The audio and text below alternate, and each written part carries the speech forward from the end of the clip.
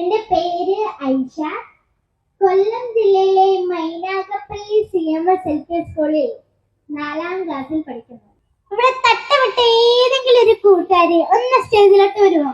തട്ടമിട്ട ഏതെങ്കിലും ഒരു കൂട്ടുകാരി ഒന്ന് വരുമോ? എളുപ്പം പ്ലീസ്. ഒരാള് മതി കേട്ടോ. ആ തട്ടൊന്ന് എനിക്ക് ഇട്ട് തരുമോ?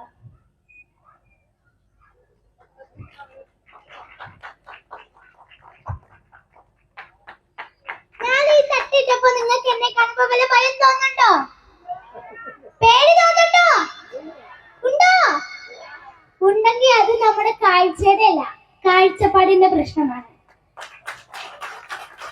തട്ടവിട്ടതിന്റെ പേരിൽ പഠനം നിഷേധിച്ച ആ കൂട്ടുകാരിക്ക് വേണ്ടി ഞാൻ ഇത്രയെങ്കിലും ചെയ്തില്ലെങ്കിൽ പിന്നെ ഞാൻ ഇത്ര നേരം എന്തിനാ പ്രസംഗിച്ചേ? വല്ല കാര്യം ഉണ്ടായിരുന്നോ?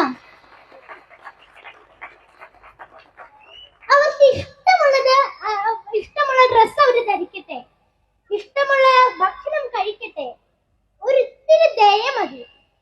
മറ്റുള്ള മതങ്ങളെയും കൂടി ഒന്ന് റെസ്പെക്ട് ചെയ്യാം, അത്ര മതി. ലോകം നന്നായിക്കോളും. Thank you. അപ്പൊ നാളത്തെ നമ്മുടെ നവകേരളത്തെ മുന്നിൽ നിന്ന് നയിക്കേണ്ട ഒരാളാണ് നമ്മളോട് ഇത്ര നേരം സംസാരിച്ചത്. ഇവിടെ ഇരിക്കുന്ന നമുക്കൊക്കെ വലിയ പ്രചോദനം പകരുന്ന വാക്കുകളാണ് ഐഷക്കുട്ടിയുടെ. ഭിന്നശേഷിത്വത്തിനെ സംബന്ധിച്ച് മനുഷ്യർക്ക് ഏറ്റവും ഹൃദയസ്പർശിയായ വിധത്തിൽ പറഞ്ഞു കൊടുത്ത ഒരാളായിട്ട് ഞാൻ കണ്ടത് ഈ കൊച്ചുകുട്ടിയാണ്. ഒരുപാട് പേർ ഭിന്നശേഷിത്വത്തെ കുറിച്ച് സംസാരിക്കുന്നത് ഞാൻ കേട്ടിട്ടുണ്ട്.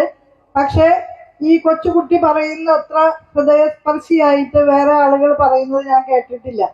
അത്ര മനോഹരമായി തോന്നിയത് കൊണ്ടാണ് ഞാനത് ഫേസ്ബുക്കിൽ ഷെയർ ചെയ്തത്.